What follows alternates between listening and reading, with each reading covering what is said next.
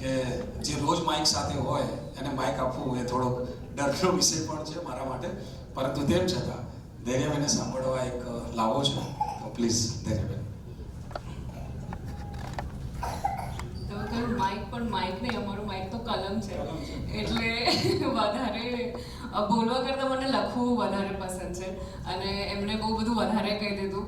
Professionally હું એક journalist છું, પણ એઝ કોઈકે કહ્યું હતું કે ભાઈ તમે કોઈ પૂછે કે તમે કોણ છો, તો તમે પેલા પ્રોફેશનલ અચીવમેન્ટ અને તમે જે કામ કરી રહ્યા છો એ જ આવે તમારા માઇન્ડમાં, કેમ કે એ એક પેટર્ન છે કે આપણને એવી રીતે ઘડવામાં આવ્યા છે. પણ મને ક્યારેક કોઈ પૂછે કે તમે શું કરો છો, તો હું યુઝ્યુઅલી અવોઇડ કરું.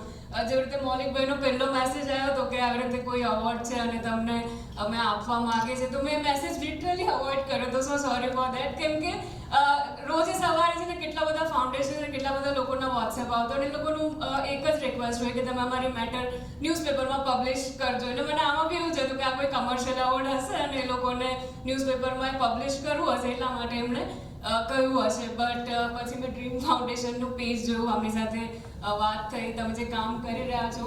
હું સોલો ટ્રાવેલર પણ છું, તો ત્યારે હું જ્યારે બધી લેડીઝને મળું છું, યંગ સ્ટુડન્ટ્સને મળું છું ગ્લોબલી પણ અને ઇન્ડિયાના પણ નાના નાના ગામડાઓમાં, ત્યારે મને સમજાય કે જે ઘડતર હોય ને બહુ જ ઇમ્પોર્ટન્ટ હોય. મને નાનપણથી જ એ વસ્તુ કદાચ એવી રીતે ઘડવામાં આવી છે કે મને અત્યારના જેમ મેં કહ્યું હતું ને કે અબડાને નબળાને આવો તો શબ્દ મારા મગજમાં ક્યારેય આવે જ નહીં. અને આવી રીતે જ્યારે કોઈ અવોર્ડમાં કે કોઈ લખવામાં પણ અથવા તો કોઈનું ઇન્ટરવ્યૂ લેતા વખતે વિમેન્સ જેવા જ્યારે ન્યૂઝપેપરમાં અમારે બહુ બધા લોકોના ઇન્ટરવ્યૂઝ કરવાના હોય અને મહિલા કેમ મહાન છે, કેમ શક્તિશાળી છે, બધું લખવાનું ત્યારે મને બહુ જ ઇરિટેશન આવે કે યાર આ બધી વસ્તુ છે ને આવું કશું છે જ નહીં. જે કામ કરી રહ્યા છે એ લોકો કરી જ રહ્યા છે. જે મહિલાને આગળ પહોંચવું છે, જેને એના સપનાઓને સાકાર કરવા છે એ કરશે. તમે એને આગળ વધારો ના વધારો, અવોર્ડ આપો ના આપો, એ લોકો એનું કામ કરવાના જ છે. સો જ્યારે અગેન ડ્રીમ ફાઉન્ડેશન આટલું સરસ કામ કરી રહ્યું છે, એના માટે તમને ખૂબ ખૂબ અભિનંદન.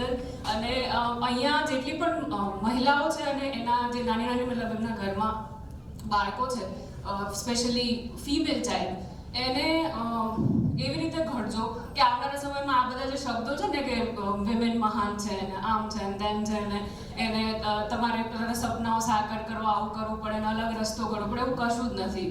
Do the way you wish to. Just follow your intuition and your heart and your જે મેં બુકમાં લખ્યું હતું, મને બધા બહુ બધા પ્રશ્નો થતા હતા. મને થયું કે એ પ્રશ્નો બહાર કેમ પૂછવાના, પેલા આપણે અંદર જઈને પૂછીએ, કદાચ જવાબ મળી જાય. અને મને એટલા બધા જવાબો મળે ને કે એમાંથી આખી એક બુક લખાઈ ગઈ. સો મને જે રીતે જવાબો મળે એમ કદાચ આવનારી પેઢી, આવનારી જે બાળકીઓ છે એને પણ આવા જવાબો મળી જાય. તો અહીંયા જેટલી પણ ફિમેલ છે અને જે લોકો નર્ચરિંગ વાળા રોલમાં છે, એમને હું ખાસ કહીશ કે એમને ઘરમાં જ એવી રીતે એમને ઘડજો કે એને આગળના ટાઈમમાં બી હું મહિલા છું, મારે લડવાનું છે ને, એવું કોઈ માઇન્ડસેટ એના દિમાગમાં આવે જ નહીં. And thank you so much again, Dream Foundation, for this wonderful initiative. Thank you.